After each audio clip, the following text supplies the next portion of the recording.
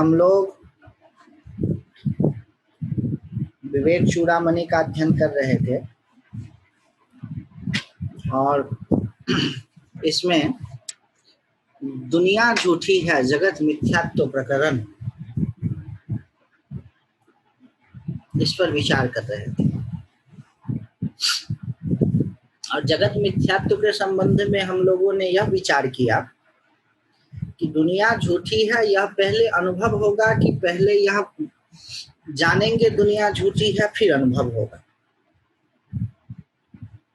मतलब दुनिया झूठी है यह बात का अनुभव होगा, फिर इस बात को जानेंगे कि दुनिया झूठी है, कि इस बात को जान लेंगे कि दुनिया झूठी है, तब इस बात का अनुभव होगा कि दुनिया झूठी है। तो हम यह कहेंगे कि ज्यादातर ज्ञान में यही होता है कि हम पहले किसी चीज को बारे में इंटेलेक्चुअल इंफॉर्मेशन होता है और उस इंफॉर्मेशन के आधार पर हम उसके प्रयत्न करने की कोशिश करते हैं और फिर प्राप्त करते हैं। जैसे कि आपको एफिल टावर के बारे में पहले जानकारी होगी और मानेंगे कि एफिल टावर है, उसके बाद उसको प्राप्त करने की आप कोशिश करेंगे। उसी तरह से पहले दुनिया झूठी है इस बात का थोड़ा सा कन्विंशन होना चाहिए, थोड़ा सा। यह होने के बाद फिर पता चलेगा कि दुनिया झूठी है और इसकी एक साइकोलॉजिकल प्रोसेस है। उस प्रोसेस क्या है कि जब आप दुनिया को झूठी मानती है या मन जब दुनिया को झूठा मानता है तो जहाँ जहाँ पर उसकी पकड़ है वह ढीला पड़ने लगता है और जो पकड़ ढीला पड़ने लगता है तो दुनिया झूठी है यह बात प्रकट हो जाता है। तो इस बात को आप मानेंगे कैसे? क्या मेरे कहने से मानेंगे या किसी के भी कहने से मान लेंगे, पेपर मैगजीन में पढ़ने से मान लेंगे? या नहीं मानेंगे आप। तो क्या कहा, इसमें कोई ऐसा बोले जिसका बड़ा ही प्रभाव हो तब फिर आप मानेंगे। तो इस दृष्टि से उन्होंने क्या कहा है, पहले वेद प्रमाण दिया 233। भाई वेद भी यही कहते हैं कि दुनिया झूठी। अब क्या कह रहे हैं, भागवत गीता, भगवान कृष्ण की गीता जो है उससे ये प्रमाण दे रहे हैं। 234 नंबर श्लोक 234, सत्यम यदि स्यात् जगत एतात्मनः अंतत्व हानिर्निगमा प्रमाणता असत्यवादित्वम् अपिशितुः स्यात् नैतत्त्रयम् साधु हितम् महात्मनः। बोले कि यह दुनिया अगर सत्य हो तो तीन दिक्कत होता है। क्या क्या? आत्मा की अनंतता में दोष आता है। अनंतता का मतलब आत्मा हमेशा बनी रहती है, सर्वव्यापक है। अगर सभी में आत्मा ही आत्मा है तो दुनिया के लिए कोई अवकाश है नहीं। दुनिया नाम की चीज जो आपको दुनिया रूप से पता चलती है वह झूठी है और उसका जो अंडर करेंट है वह सच्चा है। आप यह मत समझिए कि दो चीजें हैं, एक झूठी चीज एक सच्ची चीज, ऐसा नहीं समझिए। रस्सी में जो सांप दिखता है तो वहां दो चीजें नहीं है कि एक रस्सी है एक सांप है, नहीं है, बस रस्सी ही। सांप का दिखना झूठा है। तो जब कहें कि दुनिया झूठी है तो यह मत समझ लिए कि एक दुनिया है और एक ब्रह्म है और दुनिया झूठी है और ब्रह्म सच्चा है, नहीं। दुनिया ब्रह्म के अतिरिक्त कोई दूसरी चीज नहीं है, जिस तरह से सांप रस्सी के अतिरिक्त कोई दूसरी चीज नहीं है।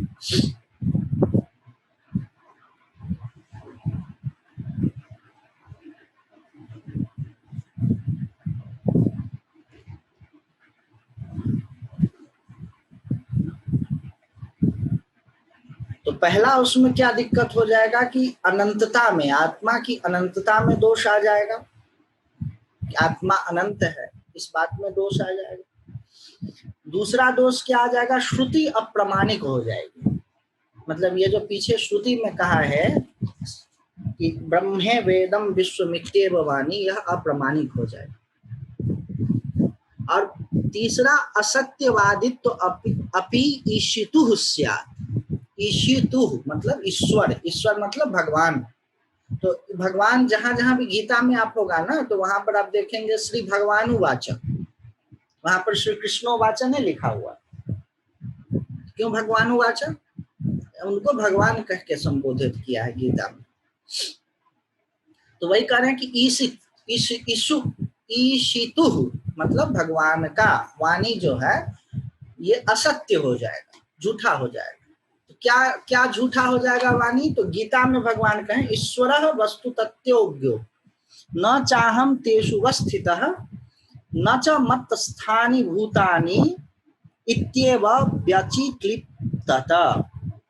क्या करें कि भगवान कृष्ण ने न च मत्स्थानि भूतानि इत्येव व्यचिक्लिप्त क्लिप्त, जो भी है कुछ अशुद्धि है यहाँ कि ईश्वर जो है, भगवान जो है गीता में कहा है कि न तो मैं भूतों में लिप्त होता हूं न भूत मुझ में स्थित है, न तो दुनिया भगवान में है न भगवान दुनिया में है, मतलब दुनिया नाम की कोई चीज है ही नहीं, ऐसा भगवान कृष्ण ने गीता में कहा है और वह बात झूठी हो जाएगी।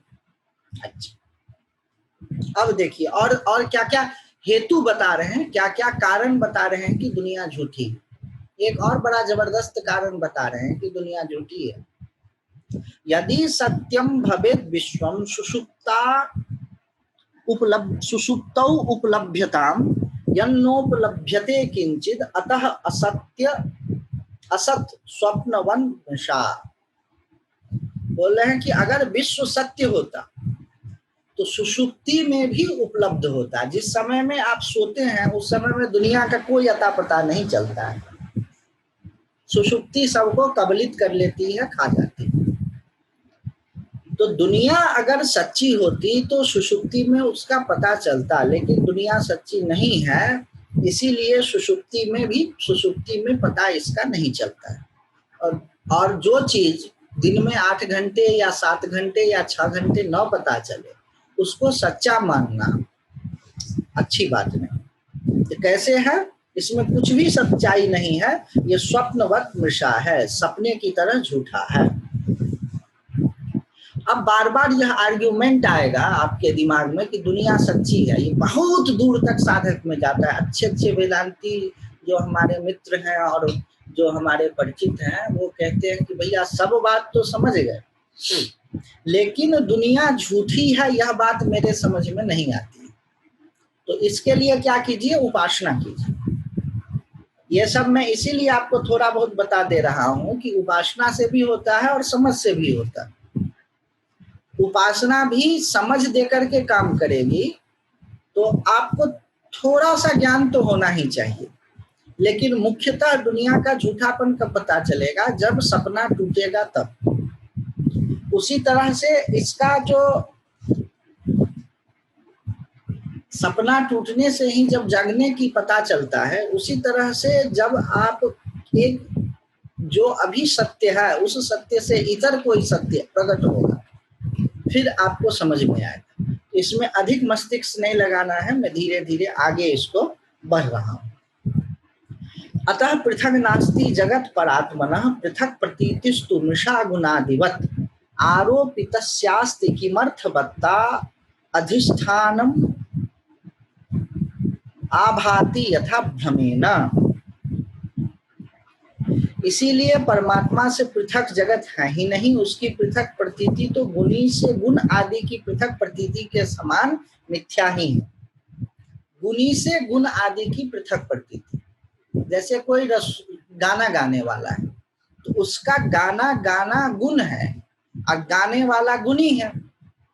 जो सिंगर है वो गुणी है, एबिलिटी टू सिंग या क्या है उसका गुण है। तो गुण और गुणी एक ही है।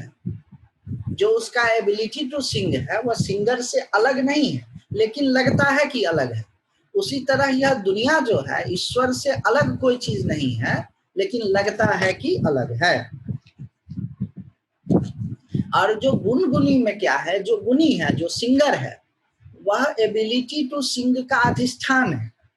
एबिलिटी टू सिंग जो है गुणी में रहता है, सिंगर में रहता है।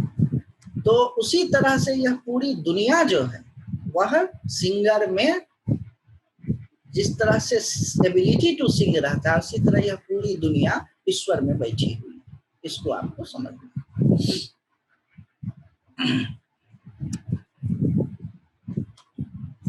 भ्रांतस्य यद् यत् भ्रमतः प्रतीतं ब्रह्मैव तद् तद् रजतं हि सुक्ति इदं तया ब्रह्म सदैव रूप्यते तु आरोपितं ब्रह्मणि नाम मात्रम।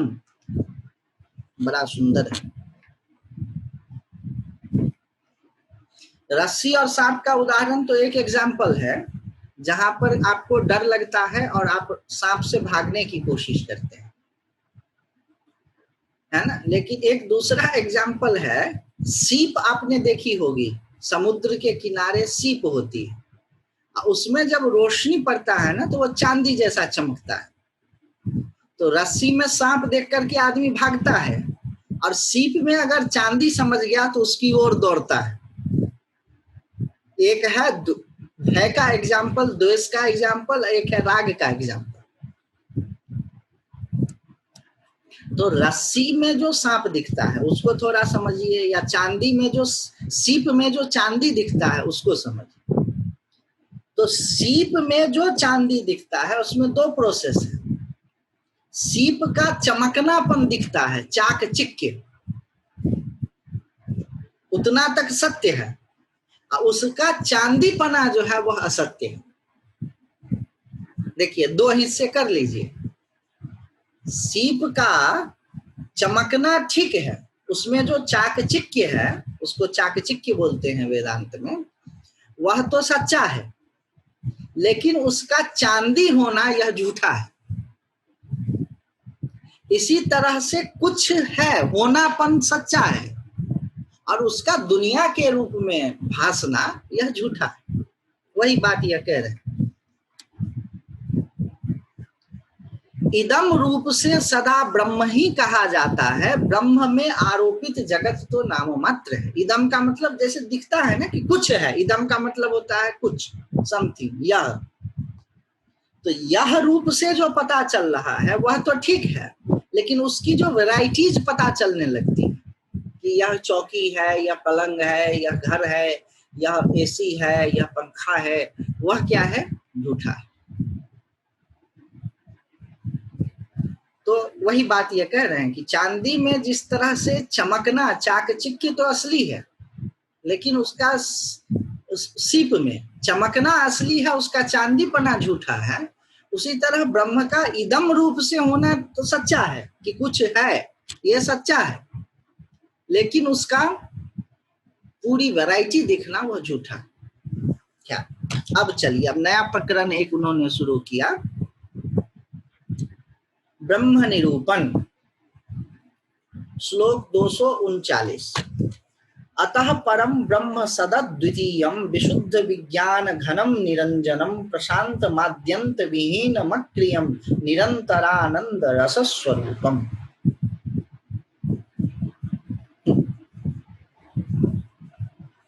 इसीलिए परम ब्रह्म सत, अद्वितीय, शुद्ध विज्ञान घन, निर्मल, शांत, आदि अंत रहित, अक्रिय और सदैव आनंद रस रूप है। इन सभी शब्दों को हम लोगों ने पहले ही देख लिया। सत मतलब कोई ऐसी चीज नहीं जो बदल जाए। त्रिकाला बाध्यत्वम सत्यत्वम, तीनों कालों में जो बना रहे उसको कहते हैं सत्य। जैसे अभी आप हैं, पहले नहीं थे, बाद में नहीं होंगे, तो आप हो गए असत। असत नहीं होगी, आप सत्य नहीं हो। जो चीज तीनों कालों में बनी रहती है, पहले भी थी, अभी भी है, बाद में भी रहेगी, वह क्या है? सत्य, अद्वितीय, उसके सिवा दूसरा कोई है नहीं, अद्वितीय, शुद्ध विज्ञान घन। विज्ञान का मतलब होता है नोइंगनेस, घन का मतलब होता है उसी का पूंजीभूत। तो ब्रह्म क्या है? नोइंगनेस का पूंजीभूत है। उसको क्या कहेंगे? Mass of नोइंगनेस। मास भी कहना उसको ठीक नहीं होगा, लेकिन अर्थ है। निर्मल, उसमें कोई मल नहीं है। मल हमेशा दूसरा होता है।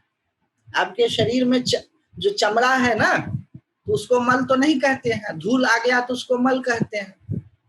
और वही चमड़े को काट करके थोड़ा सा बिछावन पर रख दीजिए तो वो मल कहलाएगा ना। अरे आपका शरीर है और इस पर धूल जम गया तो कहते हैं इस पर मल पड़ गया, इसको साफ करो, ठीक है। और कभी किंचित ये थोड़ी सी चमड़ी घाव आदि के कारण फट गई और इसको उखाड़ करके और रख दिया, शरीर तो साफ है ना भाई, शरीर में धूल मल है, शरीर तो मल नहीं है, लेकिन वही शरीर का थोड़ा सा टुकड़ा कहीं पर रख दीजिए, देखिए क्या होता है। मल का मतलब है जो चीज जहां पर होनी चाहिए वहां नहीं है, जो उसका स्वभाव है उससे अतिरिक्त हो जाना वह मल है। बिछावन पर टेबल का स्वभाव है टेबल, उस पर आपने वो डाल दिया, चमड़ी डाल दिया तो वो मल है। अच्छा, भोजन थाली में अच्छा लगता है, अब वही भोजन टेबल पर गिर गया तो टेबल के स्वभाव से वो मैच नहीं है, तो टेबल के लिए वही भोजन क्या हो गया, मल हो गया, गंदगी हो गई। मल का मतलब होता है कोई दूसरी चीज जो उस चीज से रिलेटेड नहीं है, तो निर्मल का मतलब उसमें कोई मल नहीं, उसमें कोई दूसरी चीज है ही नहीं, तो मल क्या होगा। शांत, शांत का मतलब आदि अंत रहित, कब शुरू हुआ कब खत्म होगा इसका कोई ठिकाना नहीं, अक्रिय, एक्टिविटी नहीं, और सदैव आनंद रस स्वरूप है, और हमेशा आनंद रस स्वरूप ही है, उसको आनंद नहीं होता, वही आनंद ही है। चीनी में मिठास होता है कि चीनी पूरा मीठी ही मीठी होती है ना।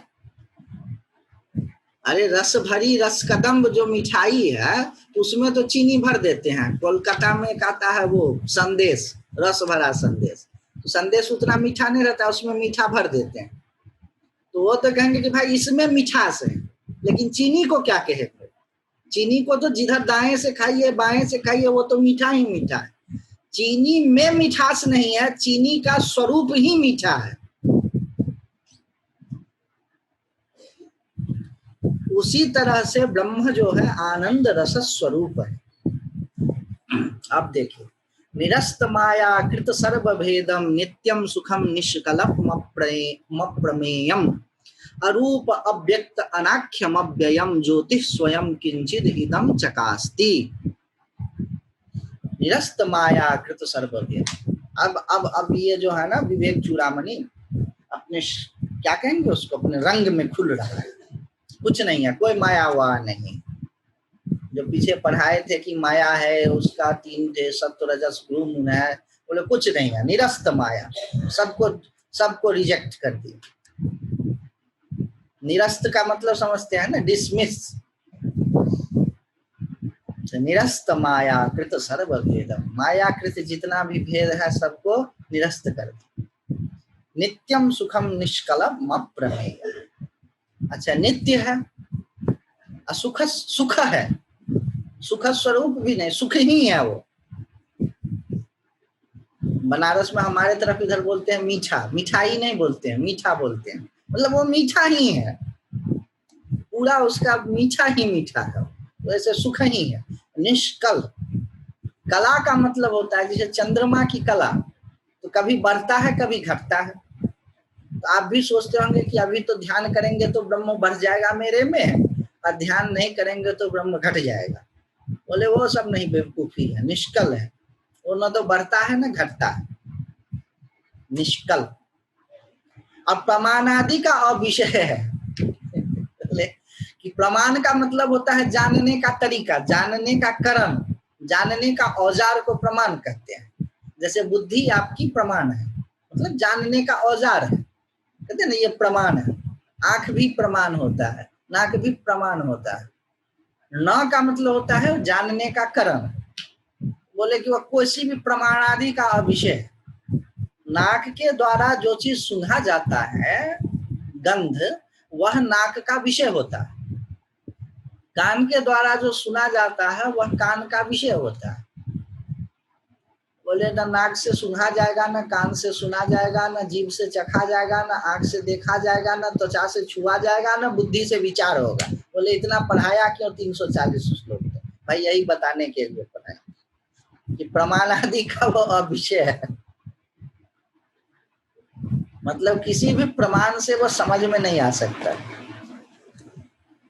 बोले क्या कुछ नहीं है, कुछ नहीं है? बोले वही बात, कुछ नहीं है कह करके बता रहे हैं। समझ चाहो पाओगे तो समझो, नहीं समझ पाओगे तो।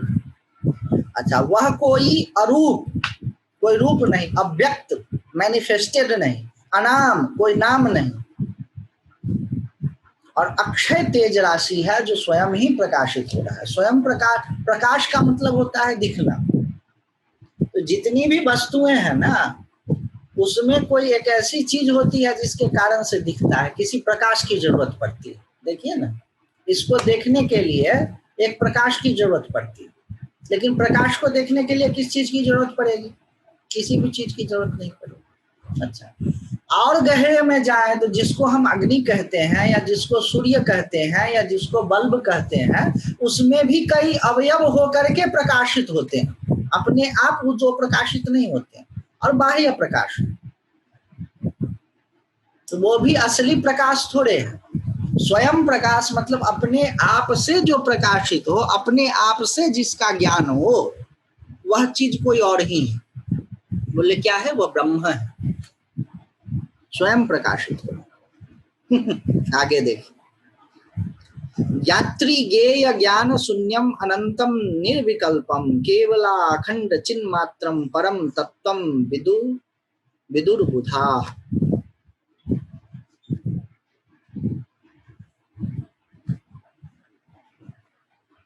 यात्री मतलब जानने वाला, ज्ञेय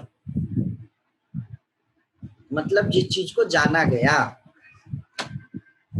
अज्ञान जो ये प्रोसेस है, knower, the known and the process of knowing, ये तीन चीज होता है। एक होते हैं आप जो जानते हैं, एक कोई चीज होती है जिसको आप जानते हैं, और एक वो प्रोसेस है, द प्रोसेस, जानने की प्रक्रिया। Knower, known and the knowledge, subject, object and the knowledge. बोले वो तो ज्ञात्री, ज्ञान, ज्ञेय, ये तीनों से अतिरिक्त है। वह न तो सब्जेक्ट है, न तो ऑब्जेक्ट है। समझिएगा, यहाँ पर ध्यान दीजिएगा। सामान्यतः हम यह मान लेते हैं कि सब्जेक्ट ऑब्जेक्ट नहीं है, वह तो सब्जेक्ट है, तो जानने वाला है। अरे मैं ब्रह्म हूँ, और फिर आंख मूंद करके पड़े रहिए, बैठे रहिए, 1 घंटा ध्यान कीजिए, फिर बाकी समय प्रपंच कीजिए। ये नहीं है। न तो सब्जेक्ट है, न तो ऑब्जेक्ट है, न तो जानने वाला है, न जाना जाने वाला है, और न ही ज्ञान है।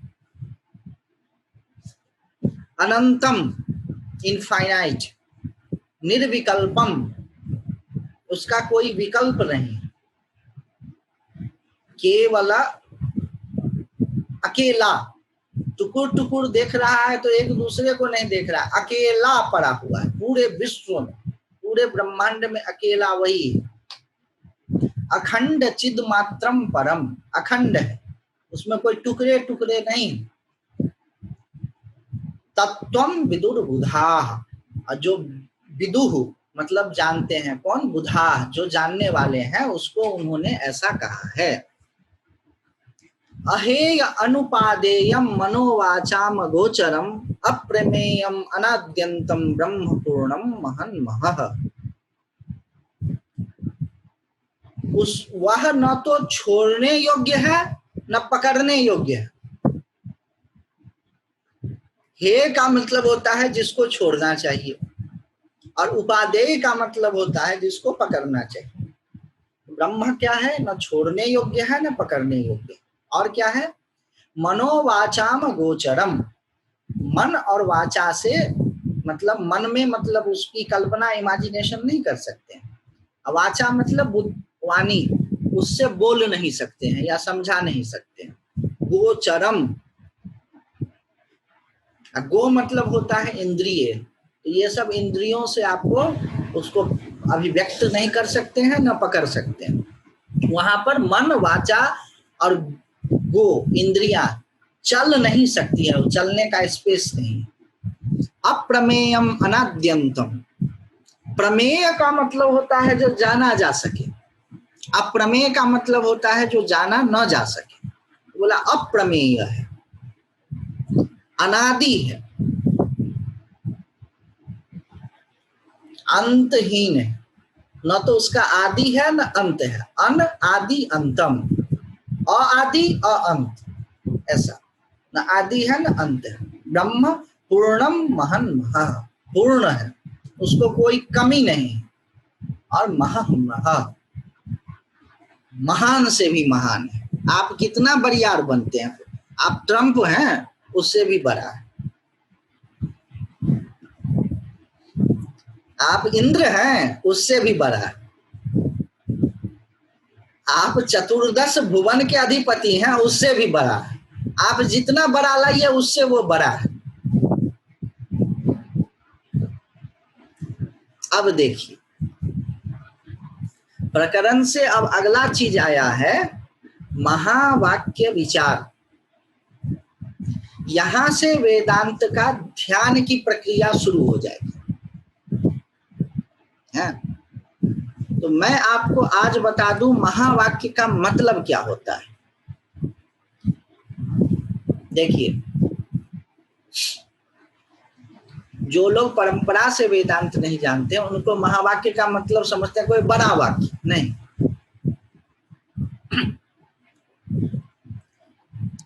जितने भी वाक्य होते हैं वह किसी एक चीज या दो चीज के बारे में बोलते। राम जाता है तो राम में गमन क्रिया विशिष्ट राम है, ऐसा कहते हैं, है ना, कि गमन क्रिया को कर रहा है, जाने की क्रिया को राम कर रहा है। अच्छा, सीता सुंदरी है तो सुंदर रूपवती सीता है, सीता में सुंदरता है, ऐसा कुछ कहते हैं। ये सब क्या हो गए वाक्य। और देखिए वाक्य का एग्जाम्पल, आत्मा दृष्टा है, यह भी वाक्य है, क्यों? आत्मा में दृष्टापना बता रहा है, ये क्या हो गया वाक्य। ठीक है। सत्य चित आनंद ब्रह्म है, तो ब्रह्म के बारे में क्या बता रहा है कि ब्रह्म क्या है, सत्य है, चित है, आनंद है। ये भी है वाक्य, ये भी महावाक्य नहीं है। महावाक्य किसको कहते हैं? देखिएगा बम फटेगा। जिस तरह से आपकी आइडेंटिटी और जो संपूर्ण विश्व में जो हमने बताया था कि टुकुर टुकुर देखने वाला है उसकी, वो दोनों एक हैं। इसमें दो चीजों को एक बताया जाता है, वैसे वाक्यों को महावाक्य कहते हैं। इन दो चीजों को, आपकी जो यह आइडेंटिटी है जिसका कि हम लोगों ने विचार किया किस प्रकरण में, पंचकोश विवेक में, अवस्था त्रय में हमने किसका विचार किया, इंडिविजुअल का विचार किया। और उसके बाद एक जगह ऐसा आ गया जिसके बाद हम पूरे सृष्टि का विचार करने लगे कि पूरी दुनिया में क्या चीज है। अब महावाक्य क्या होता है कि जो यह बताता है कि ये दोनों चीज जो है एक है। हम लोगों ने पहले विचार किया कि पेड़ क्या है, और फिर विचार क्या किया कि जंगल क्या है। तो जंगल क्या है और पेड़ क्या है, तो दोनों जंगल पेड़ का यूनिट है। अब एक तीसरी चीज आ जाएगी जो अभी तक मैंने नाम नहीं लिया है, वह है लकड़ी क्या है। पेड़ जंगल नहीं है, जंगल पेड़ों का समूह है, लेकिन लकड़ी पेड़ में भी है और लकड़ी जंगल में भी है। और एक उदाहरण देखिए, हम कहते हैं कि जीव जो है लहर है और परमात्मा जो है समुद्र है। गड़बड़ है ये बात। जीव जो है लहर है और ईश्वर जो है वह समुद्र है। लेकिन पानी क्या है?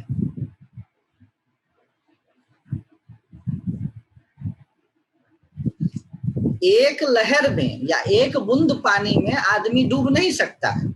उस लहर को निकाल करके बाहर कर दीजिए तो 1 बाल्टी 10 बाल्टी होगा पानी। समुद्र में तो विशेष गुण है कि उसमें तो बड़े बड़े जहाज डूब सकते हैं। तो दोनों का गुण कर्म क्षमता अलग अलग है। समुद्र हो गया ईश्वर और जीव हो गया लहर, लेकिन पानी जो है वह हो गया ब्रह्मा। इसीलिए वेदांत में ईश्वर में और ब्रह्म में अंतर है। जीव ईश्वर नहीं हो सकता है, जीव ब्रह्म हो सकता है। इस अंतर को आपको समझना है। लकड़ी का एक पेड़ है, वह जंगल नहीं हो सकती है, वह लकड़ी हो सकती है। इस बात को जो नहीं समझते हैं वो परेशान रहते हैं। वो कहते हैं वेदांत नहीं समझ में आए। वेदांत जीव और ईश्वर की लक्षणा से जहत लक्षणा, वो सब हम अब 1-2 दिन तो हम छुट्टी लेंगे वो कंप्यूटर ऑपरेटर को, वो करके फिर आपको हम बताएंगे कि कैसे एक्ट किया जाता है। और वो सुनने मात्र से ही कुछ हो जाता है, उसमें इतनी पावर है। वो ठीक से अगर समझाया किसी ने, और समझने वाला भी बहुत व्याकुल चित्त नहीं है, तो दिमाग को लेते चला जाता है। अभी तक आप लोग वेदांत नहीं सुने हैं, अभी मतलब मैं जितना सुनाया हूं उसमें, कहीं अन्यत्र सुने होंगे तो ठीक है। अभी तो उसकी तैयारी हो रही थी। वेदांत का मतलब ही है महावाक्य का श्रवण। तो अभी तक हम लोग क्या कर रहे थे? तत् शब्द का अर्थ समझ रहे थे और त्वम शब्द का अर्थ समझ रहे थे। अब दोनों को मिलाना है, उसका अर्थ अब समझेंगे। जिस तरह से बाजार से सब्जी लाओ, तो बाजार का अर्थ समझ रहे थे, सब्जी का अर्थ समझ रहे थे, लाना का अर्थ समझ रहे थे। अब क्या होगा कि इस तीनों को मिला करके क्या होता है वो अर्थ समझेंगे हम लोग। तत् शब्द का अर्थ, त्वम शब्द का अर्थ, असी शब्द का अर्थ, ये सब हम लोग समझे। अब मिला करके क्या होगा? क्या वृक्ष जंगल है? नहीं है। लहर समुद्र है? नहीं है। समुद्र का हिस्सा है, लेकिन लहर भी पानी है और समुद्र भी पानी है, इसमें कोई विवाद नहीं। एक जंगल में एक वृक्ष जो है वह क्या जंगल है? नहीं है। उसका गुण धर्म जंगल के गुण धर्म से अलग है। लेकिन हम कहें वृक्ष भी लकड़ी है और जंगल भी लकड़ी है। एग्जाम्पल के लिए, वो तो उसमें लता आदि भी है तो उसको छोड़ दीजिए आप, तो वो दोनों तो एक ही है ना फिर। तो वृक्ष को समझिए आप, लहर को समझिए आप, इंडिविजुअल सेल्फ जीव, और ईश्वर को समझिए समुद्र, ईश्वर को समझिए जंगल। और इस दोनों के बीच में एक कोई तीसरी चीज है जो दोनों में है। वह क्या है? जल। वह क्या है? लकड़ी। उसको हम लोग ब्रह्म कहते हैं। आई एम गॉड का कोई मतलब नहीं होता है, गॉड का मतलब कुछ नहीं होता है। गॉड आप कैसे हो जाएंगे? जो नया नया हम वेदांत कहते ना, दवा यू आर गॉड, गॉड कैसे हो जाएंगे? यू आर ब्रह्मन, आप ब्रह्म हैं। अहम ब्रह्मास्मि, अहम ईश्वरोस्मि कहीं नहीं, अहम ब्रह्मास्मि कहा है। उसके अर्थ निकालने की एक प्रक्रिया है, जहत लक्षणा है। उसको हम लोग कल, कौन सा दिन है? 30 तारीख, तो कल नहीं और एक भी दिन और गैप हमको लगता है कि होगा, उसके बाद शायद परसों करेंगे। तो आज का क्लास यहीं रखते हैं। कोई प्रश्न हो तो कर लीजिए। हाँ, परसों चतुर्दशी है ना, चतुर्दशी तो मना कर रहे थे ना कि नहीं हाँ, करें। परसों चतुर्दशी है और कल जो है वो एक कोई कार्य है, उसके लिए मैं कल छुट्टी। कल चतुर्दशी है, कल नहीं, परसों नहीं, कल चतुर्दशी है। चतुर्दशी कल है ना? हाँ कल है, कल है। तो कल नहीं क्लास होगा, परसों फिर क्लास होगा।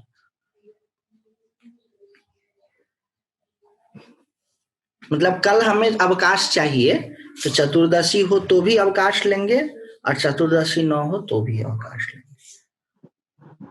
कल चतुर्दशी है तो वैसे भी छुट्टी ही है, फिर परसों 1 तारीख को। और कोई प्रश्न? आदित्य जी। जी हाँ, वो उस दिन प्रश्न किया था ना, फिर आपने प्रिंट करा था लेकिन उसका उत्तर तो दिया नहीं। तो फिर से पूछ लीजिए क्या है। नहीं, यही कहता है सृष्टि में, उसको एज इट इज कह लें तो क्या दिक्कत है? ब्रह्म का नाम देना क्या आवश्यक है क्या? नहीं है, एकदम आवश्यक नहीं। कोई अपने बेटे का नाम ब्रह्म रख ले तो ब्रह्म वो थोड़े होगा, महाराज जी बोलते थे। क्या करे, किसका? कोई अपने लड़के का नाम ब्रह्म रख ले, उससे क्या फर्क पड़ता है? नहीं, नाम ब्रह्म रखने से नहीं होगा, लेकिन जिसको जो है उसको वैसे ही देखना और उसको ब्रह्म कह के देखना, मतलब जैसे अब मैं हूं, मैं उषा को उषा ही कहें तो क्या दिक्कत है? एज इट नहीं, फिर क्या होगा ना, टुकड़ों टुकड़ों में फिर आप उषा को भी देखेंगे, आदित्य को भी देखेंगे। ब्रह्म शब्द का मतलब होता है बृहत। जो बृहत है, ब्रह्म शब्द का वही मतलब होता है। बृहत्वाद ब्रह्मत्वाद च ब्रह्म। जो बृहत है जैसे सब में फैला हुआ है। अब ब्रह्मत्वाद जैसे आज आपने बताया ना, लकड़ी का जैसे आज आपने बताया, और जल का बताया, वो ब्रह्म का मतलब हो गया ना फिर। हाँ, वो मतलब जिसको आत्मा भी कहते हैं, ईश्वर भी कहते हैं। फिर वहां पर आत्मा ईश्वर का भेद नहीं रहता है। जिसको आप जीवात्मा कहते हैं, इंडिविजुअल सेल्फ, वो हो गया वृक्ष। और जिसको आप ईश्वर कहते हैं वह हो गया जंगल। और जिसको आप लकड़ी कहते हैं वह हो गया ब्रह्म। जिसको आप तरंग कहते हैं, वेव कहते हैं, वह हो गया जीवात्मा। और जिसको आप समुद्र कहते हैं वह हो गया ईश्वर। और जो पानी है, जल है, वह हो गया ब्रह्म।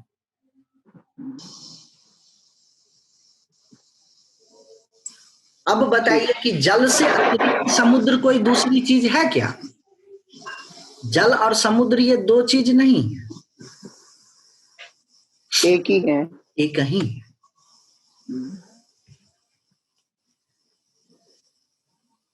वो तो समुद्र का जल, कोई भी जल, माना वो जल जल है बस। हाँ, जल को जल कहो। जलानिति, अरे उपनिषद में आया तत् जलानिति, केवल जल ही को जल कहो। हाँ, जल को जल कह दो।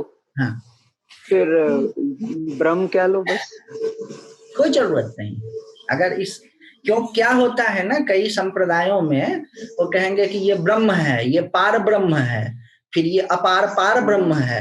तो स्वामी जी बोले कि भाई ब्रह्म तुम अपने बेटे का नाम रख लो, इससे थोड़े है। जो सबसे बड़ा है उसका नाम ब्रह्म है, जो सब में व्यापक है। हाँ, सब में व्यापक है। ठीक बात है। हाँ, जैसे देखिए ना, अब सभी जैसे सिख, हिंदू, ठीक है, अब आदित्य, उषा, रवि, जो भी है सब नाम है, लेकिन है तो ह्यूमन बीइंग ना। ह्यूमन बीइंग, बस वही अच्छा। बात। और उसकी बड़ी कैटेगरी बनाई है, तो ह्यूमन बीइंग, लायन, टाइगर, सब तो नाम है तो सब जीव ही। अच्छा, और उसकी बड़ी कैटेगरी हाँ, सब जीव है। हाँ, ऐसे बढ़ाते चले हैं। जीव है, स्टोन है, वृक्ष है तो सब वो, लेकिन है तो सब एलिमेंट्स ही है ना। ऐसे ऐसे कैटेगरी बढ़ाते चलिए। और वो जो सबसे बड़ी कैटेगरी होगी जिसमें सारे चीज समाहित हो जाएंगे, उसका नाम ब्रह्म है। वो ऐसी कैटेगरी होगी कि उसमें कैटेगरी पना का कोई भेद ही नहीं बचेगा, जो अदृश्य है। अब उसको दृश्य अदृश्य वो कुछ नहीं कहा जा सकता है।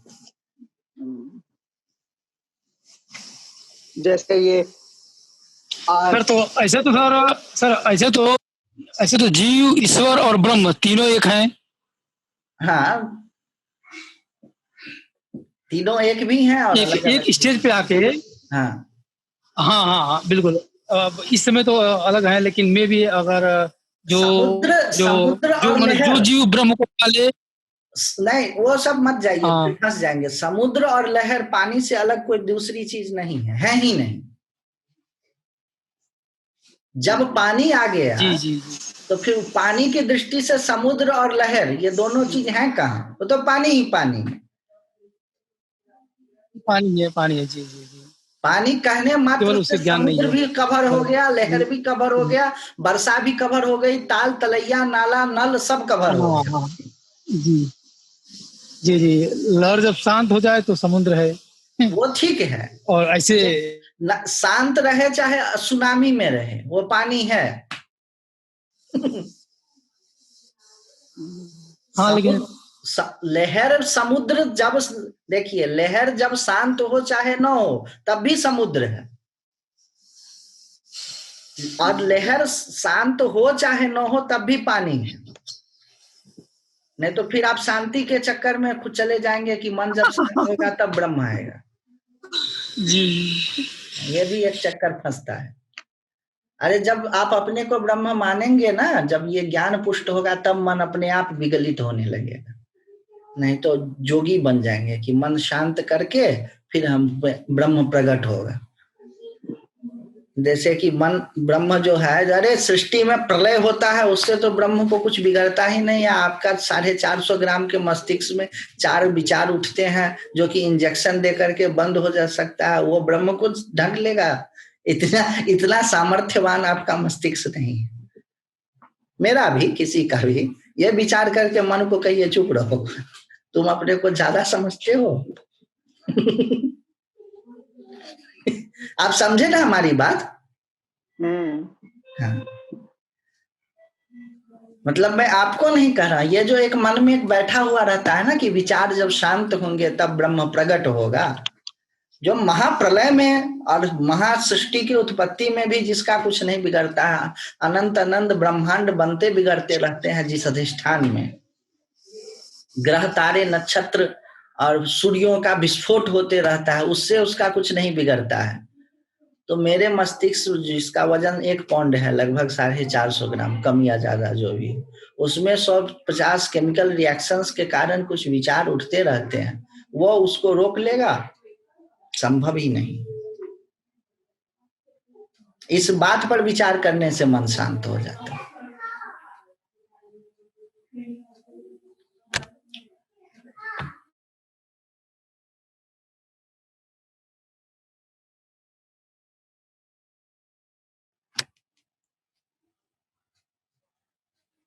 तो आज बंद किया जाए?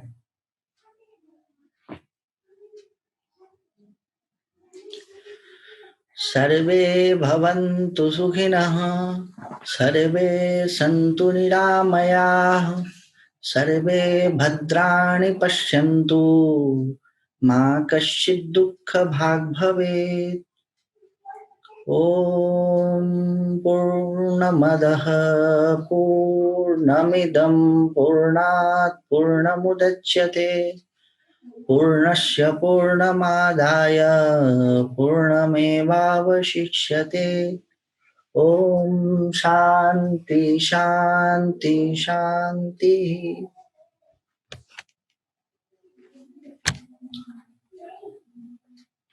परसों फिर मिलते हैं।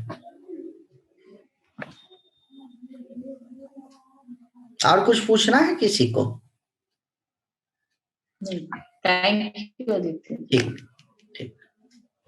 आदित्य जी, आज की क्लास भी मिस हो गई, बेटे को कोविड हो गया है, इस चक्कर में लगे हुए थे, अच्छा, तो प्लीज वीडियो जितनी जल्दी हो सके भेज दीजिएगा। हाँ हाँ कर दूंगा। वो जो बच्चा वीडियो अपलोड करता है ना, हाँ जी हाँ जी, वो थोड़ा सा उसको कोई